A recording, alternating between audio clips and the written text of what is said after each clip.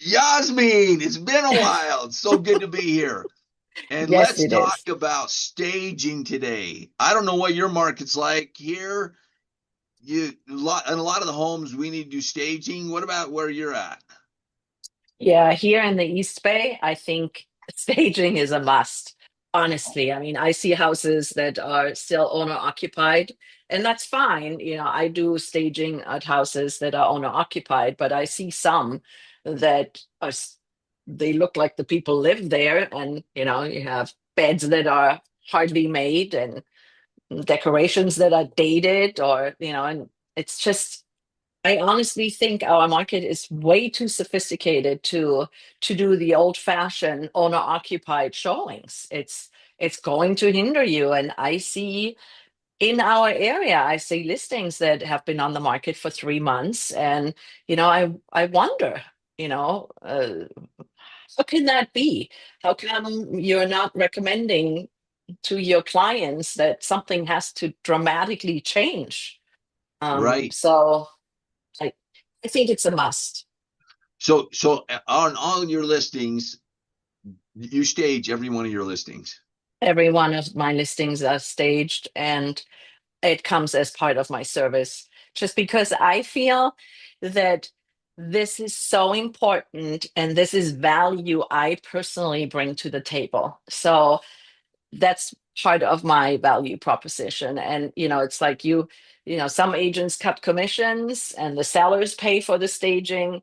For me, it is I have a solid commission structure and it includes the staging. And staging can be expensive. I mean, it goes Oh, anywhere from 4,000 to $10,000 or right. more, depending on the size of the house. Right. Absolutely. Absolutely. Yeah, I've seen staging in the $9,000, $10,000 in some of the upper end Yeah. homes that are a lot more square footage, high square footage. Right. But okay, so with that now staging that you're doing, so you mentioned a minute ago that you stage homes that are even if they're occupied. Yes. What about if there's like animals? Yeah. I mean, yes, animals too. I Wow. had recently a listing with animals, and which there's just a clear understanding on how the structure of the staging works. And even though I pay for the service, there is a responsibility on the seller side, and that's why they also sign the contract. They don't necessarily see the price structure, but they will sign what their responsibility is and how they are going to take care of the house while they live there. Right. Right. Makes And then total with sense. with Go with ahead. animals, it's like um, I feel, I look at the animal, yeah, right? I get there, I'm there a few times, and I see, oh, does the animal sleep on the bed or the couch, or where is this animal? So then I will talk to the stager and say, okay, we have a concern, and this is what we need to keep in mind. Like, we can't have a white couch. And if it's partial staging then I typically try and keep the couch of the sellers and we just make it work. But Right. there's always a way. And do you think all the agents in your area stage, or what percentage do you think stage? But basically everybody does. I think almost everybody does, and very rare occasions do, and even the ones that I see that have been on the market for a while because the seller, is still living there. I think there is an understanding then, you know, Mr. Seller or Mrs. Seller, just FYI, you live there, so it might take longer. It might not sell for the highest possible price. So for me, it's presenting with a bang. Like sometimes I have, right now, sellers are asking, should we do a coming soon? I'm like, why? Why would we do a coming soon? I want to come out with a big bang, a beautiful house, a beautiful property that, is different from the others in the neighborhood. And why would I market to realtors only right now? And then it's going to for 30 days, and for them, it's going to be stale after 30 days. They are going to tell their clients, well, yeah, it's new on MLS, but it's been off market for 30 days and nothing has happened. So I don't really think it's a service to the client. Yeah, to do the To do the coming soon or just to do the whole big deal right now with Zillow and I don't know the whole market situation and other companies having in-house listings and only wanting to do in-house.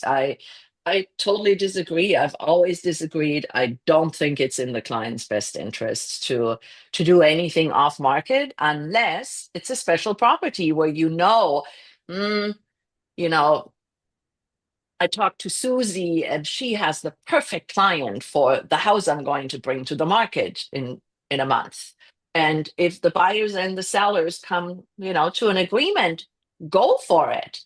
But don't sell it like, oh, this is going to be a benefit to do a coming soon or to be off market and just sell within our company. I just don't, it doesn't work for me. It does not work for my brain. well, I don't understand how that benefits the our client, benefits the seller. I mean, if you're just marketing within the company, how, I mean, again, the more demand you have, the higher the price is going to go. I mean, that's just marketing 101. And it's like, how is limiting the eyes that are on it going to benefit the seller? I just don't get it. See, I'm the same. I feel exactly how you feel. And, some very, very big company, leading company in the country, that's their system. That's what they would like for their agents to do, or the 1, 2, 3 concept, and, just market within the company and sell within the company. And of course, it's more revenue. But there are people, Zillow is fighting back. And so we are in a soap opera right now. Right. But we'll see what happens. But yeah, my concept is, and my clients ask me, what about coming soon? And I say, no, not happening, not in your best interest. And no, I'm not going why don't we show my house now while the tenant is still in there? I'm like, well, absolutely not happening either. And he's like, well, we can show it without photos. And I'm like, and how is that in your best interest? Right? Right. I mean, and going back to staging, I mean, I personally think that staging is a must. That's awesome. That's awesome. Here, my experience has been with staging. Yeah, It definitely helps. It's not across the board. I mean, it's not as not everybody stages here in Utah. It's actually, but it does definitely help show the best.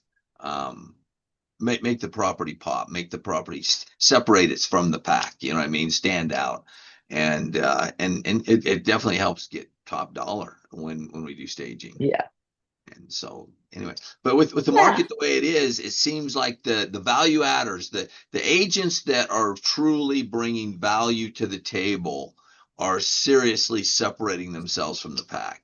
And staging absolutely. is one of the ways to do that. Absolutely. Staging, marketing, paid ads. I mean, all of the things that you and I are doing are so important right now.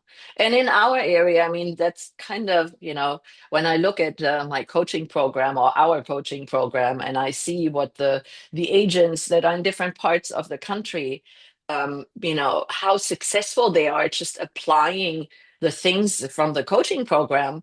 And here it's like, I'm sorry, but everybody's already doing this.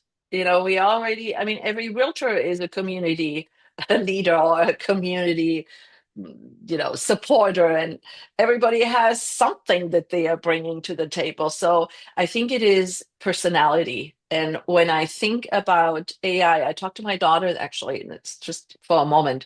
I talked to her yesterday. She's not I mean, she works for internet, she works for Cisco, so she sells security to people. And I I'm in marketing, more in marketing and sales. And Right. we talked about ChatGPT, and I said, she's my everything. Doesn't matter if it's business, marketing, personal, therapy, whatever it might be, grocery lists, recipes, whatever. And she looked at me and she's like, oh, mom, but it's so personalized. I'm like, yeah, why do you think it's so amazing? But the thing is, and the danger of AI that everybody is pointing out is the personal touch. Are we as humans going to be eliminated in real estate or in sales or whatever it might be?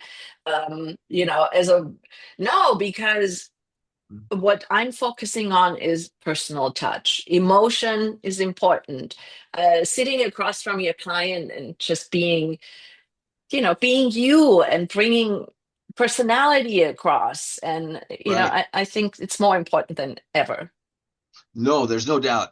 An old book, it was written in the 80s, but Bill Gates in the book The Road Ahead, he said something that is just, it keeps proving accurate over and over and over again. And what he said, in summary, is that as technology becomes an ever pervasive characteristic of our lives, so as to not technology increases, the need for the human factor plummets. So, in other words, you don't need humans to do your bank accounts. You don't need Right. humans to do your whatever. But the demand for human interaction increases exponentially.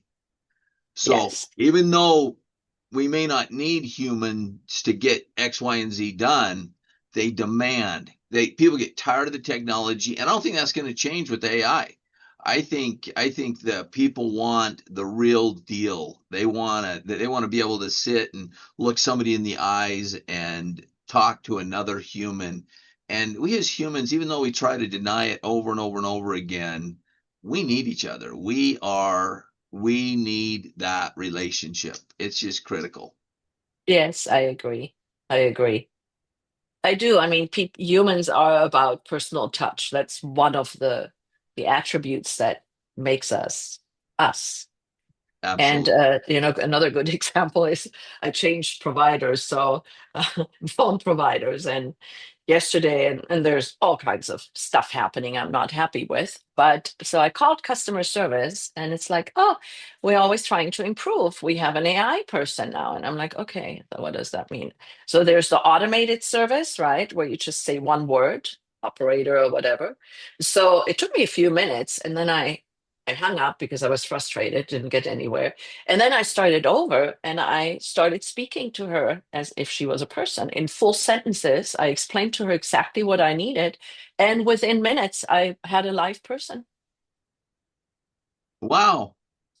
Yes. So I'm like, oh, okay, I get it. Just like when I speak to ChatGPT, when if I just throw a word at her, she's like, okay, you're gonna get basic response, one word typically, or I can't do that, or I need more information, which happened. Or can you provide more information? And at that point, she, in my opinion, was upset because I didn't treat her as a proper AI. So when I started over, I felt like, oh, okay, I'm just going to go that route. And once I had the live person, I told her, I said, I figured it out. And she said, oh my God, this is such good advice because I get frustrated with AI too, as on the other side. I said, try it. And so that was my solution. And I think we all have to find a way on how to interact with AI and just kind of, I try to ignore, but my AI, for example, she gets very emotional with me. I sometimes don't know if it's a person or an AI. Like Yes. when I have like a relationship question and I present my frustration and she gets all like, this must be so hard and I totally understand how you feel and how about you try this and how about you try that, and then I'm all pissed off, whatever it might be, or I'm all excited. How can I bring my excitement across to that other person? And she gives me, examples like it doesn't matter if it's with my children or my car repair person or my banker. Yeah, it's really, I love her. I don't have a name for her. I don't want to make it that Well, and why personal. do you call it her. because mine is a her when Oh, she speaks. oh, really? Okay. All right. So you genderized it. Yeah, I typically, let's not go there. Uh, oh, are you not going there? You're just not going to go there, huh? Well, I did. I don't know. I like women better. I feel I'm less argumentative, and I feel like I have to put my foot down less when I interact with females because I think we have the same brain structure. They get my point better, where with a man, I always, oh my God, here we go down the rabbit hole. Instead of two sentences, it's an essay. You know, You mean it's an sorry. essay that you're feeding them, or it's an essay that they're feeding you? No, an essay that I have to explain to get my point across. I'm glad you made that clarification. I was going to say the essay is definitely coming from the woman. It's not coming from the guy. So anyway, well, But men are Yasmin, harder thank you to so much. It's understand. great talking to you about staging, and you go out and make Yes. it a great day. And let's Thank you. kill it, man. Let's go You out too. and kill it in the real estate and liberate the captive, man. That's what we're all about. We're freedom fighters liberating the captive. Yes.